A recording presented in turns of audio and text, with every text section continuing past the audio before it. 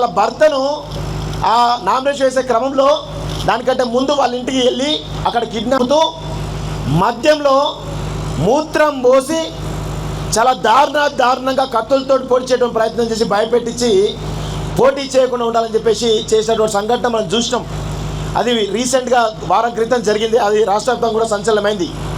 అక్కడ ఏం జరిగింది అంటే కిడ్నాప్ చేయడమే కాకుండా మేము చాలా పెద్ద ఇష్యూ చేస్తే కూడా వాడు ఆ గ్రామంలో ఉన్నటువంటి వాళ్ళందరికీ కూడా మద్యం తాగిచ్చి గంజాయి తాగిచ్చి అసలు వాళ్ళను బయటికి రాకుండా ఆ పాపం ఆ స్త్రీ ఎవరైతే నామినేషన్ యాదవ్ బిడ్డ ఎవరైతే ఉన్నారో వారికి అసలు గ్రామంలో ప్రచారం చేయనీయకుండా, ప్రచారం చేసిన ఒకవేళ పోస్టులు అంటే పోస్టులు నింపేసి దారుణంగా ఆ బిడ్డను అనేక రకాలుగా ఇబ్బంది పెట్టిన సంఘటన మనం చూస్తూ ఉన్నాం.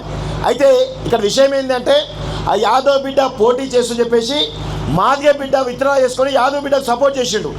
ఇది చాలా విచిత్రమైన సంఘటన ఎల్లమ్మగూడెంలో. కానీ సరే తర్వాత సంఘటన ఆయన యొక్క మందబలం, ఆర్థిక బలం, అంగబలం అన్నీ కూడా చూపించి లాస్ట్కు సందీప్ రెడ్డి అనే వ్యక్తి గెలవడం జరిగింది. నేను ఎందుకు చెప్తా ఉన్న విషయం అంటే ఏ విధంగా ఆధిపత్య కులాలు ఎంత దారుణంగా వ్యవహరించి ఈరోజు బీసీలను కానీ ఎస్సీలను కానీ ఎస్టీలను కానీ ఎంత దారుణంగా నీచంగా పురుల కంటే హీనంగా చూస్తూ ఉన్నారో అర్థం చేసుకోండి. అక్కడ కనీసం ఆయన కిడ్నాప్ చేస్తే కేసు కూడా పెట్టే పరిస్థితి కనబడతా ఉంది. అంత దారుణమైన పరిస్థితులు ఉన్నాయి. నేను ఒకటే చెప్తా ఉన్నాను, ఈ గ్రామంలో మీరు ఓటు వేసేటువంటి ఒక్క ఓటు రాబోయే 5 సంవత్సరాలు మీరు ఆ అభ్యర్థికి రాసిచ్చినట్టే మీ ఊరును. అందుకే నేనేమంటా ఉన్నాను, మీ యొక్క గ్రామం సంబంధించినటువంటి అభివృద్ధి కావాలంటే ఒక 5-6 అంశాలు ఉంటాయి. ముఖ్యంగా త్రాగునీరు అనేది మన గ్రామ ప్రజలకి చాలా ఇంపార్టెంట్.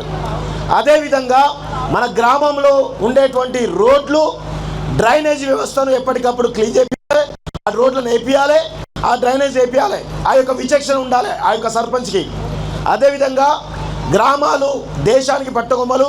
అదేవిధంగా పాఠశాల అభివృద్ధి. మన దేశం బాగుపడాలంటే విద్య బాగుపడాలి. విద్య బాగుపడాలంటే ఖచ్చితంగా పాఠశాల అభివృద్ధి జరగాలి. ఆ పాఠశాలల మీద కనీసం ఆ విద్యను అదేవిధంగా రైతుల సంబంధించిన విషయంలో ఇప్పుడు గ్రామాలలో వ్యవసాయం అనేది చాలా కామన్. ప్రతి ఒక్కరికి కూడా ప్రతి వాళ్ళకు కూడా వ్యవసాయం అనేది ఉంటుంది.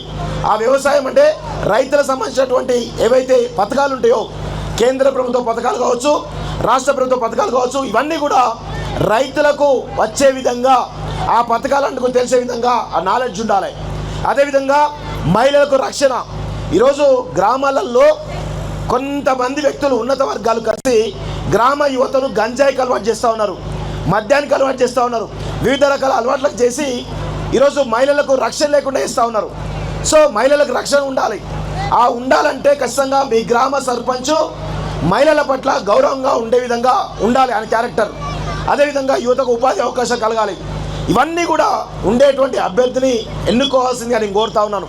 ఇంకొక విషయం, గ్రామాలలో మీరు ఎన్నుకునేటువంటి అభ్యర్థి 5 సంవత్సరాలు మిమ్మల్ని పాలిస్తాడు. ఈ 5 సంవత్సరాలు మీ గ్రామంలో ఉన్నటువంటి ప్రజలందరినీ కూడా కనుపాప లెక్క మిమ్మల్ని కాపాడుకోవాల్సిన బాధ్యత ఈరోజు ఆ అభ్యర్థి పైన ఉంటుంది. ఈరోజు ఎక్కడ ఏ సమస్య వచ్చినా ఆ గ్రామంలో, ఆ వాడలో ఆ సర్పంచ్ అనేటువంటి వెళ్ళి అక్కడ ఆ సమస్యకు పరిష్కారం చూపాలి.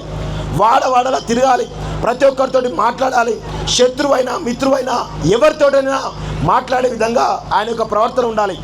ఆ ప్రవర్తన ఉన్నటువంటి అభ్యర్థిని గెలిపించాలని చెప్పేసి కోరుతూ, ఈరోజు ఎక్కడి నుంచో ఇక్కడ పుట్టని వాళ్ళు, ఇక్కడ పెరగని వాళ్ళు ఎక్కడికో వెళ్ళి మా తాత సర్పంచ్ కదా, మా అయ్య సర్పంచ్ కదా, ఈరోజు మేము కూడా వాళ్ళ యొక్క వారసత్వం కొనసాగించాలని చెప్పేసి భూంపల్లి గ్రామంలో తరతరాలుగా వారసత్వంగా మళ్ళా మీ పైన గుదిబండలాగా వ్యవహరించే వ్యక్తిని ఎన్నుకుంటే మీ గ్రామ ప్రజలకు తెలుసా, మీ గ్రామ ప్రజల సమస్యలు ఆయనకు తెలుసా, మీ గ్రామ ప్రజలు పాడేటువంటి సమస్యలు ఆయనకు తెలుసా, ఇవన్నీ కూడా ఆలోచించుకోమని చెప్పేసి కోరుతా ఉన్నాం. అదేవిధంగా ఇక్కడికి మేము వస్తుంటే కొంతమంది రాజ్యాంగబద్ధ పదవుల్లో ఉన్నటువంటి వ్యక్తులు కూడా అసలు ఇలాంటి రాజకీయాలకు దూరంగా ఉండాలి. కానీ మీ కులానికి ఇది ఇయ్యం మీరు ఓట్లు లేకపోతే, మీ కులానికి ఈ ఫండ్ రాని ఇది లేకపోతే అంటూ రకరకాలుగా మిమ్మల్ని భయపెట్టించేటువంటి ప్రయత్నం కొంతమంది వ్యక్తులు చేస్తూ ఉన్నారు.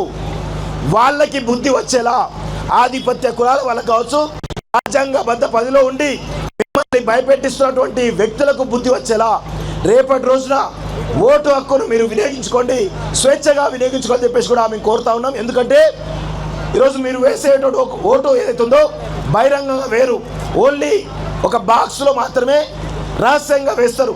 కాబట్టి ఎవరికి ఓటేస్తారో ఎవరికి కూడా రెండో కంటికి కూడా తెలియదు. కాబట్టి స్వేచ్ఛగా మీ ఓటు హక్కును వినియోగించుకొని రాబోయే 5 సంవత్సరాలు మీ ఊరి బాగు కోసం ఎవరైతే పాటుపడతారో వారినే ఎన్నుకోవాలని చెప్పేసి కూడా ఈరోజు చెప్పడానికి ఇక్కడ రావడం జరిగింది. ఈ అవకాశం ఇచ్చినటువంటి భూమిపల్లి గ్రామ ప్రజలందరూ కూడా ధన్యవాదాలు తెలియజేస్తున్నాం. జై తెలంగాణ.